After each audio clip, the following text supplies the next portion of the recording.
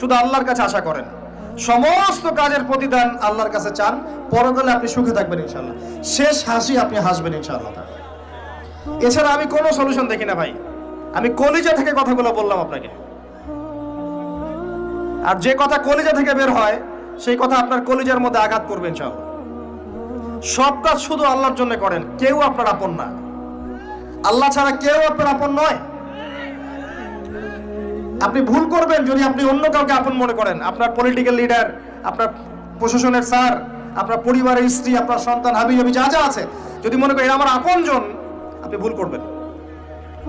সবাই সবার স্বার্থ চেনে, সবাই সবার স্বার্থ চেনে, শুধু আল্লাহ আপনাকে নিঃস্বার্থভাবে ভালোবাসেন, আল্লাহ পাক স্বার্থ চান না। সারাটা জীবন পাপ করে থাকলেও একটা বার দাঁড়িয়ে খালি বলেন আল্লাহ আস্তাগফিরুল্লাহ ওয়া আতুবু ইলাইহি, মন থেকে বলেন আল্লাহ আমি ভুল করেছি, আল্লাহ আমাকে মাফ করে দাও। এক মুহূর্তের মধ্যে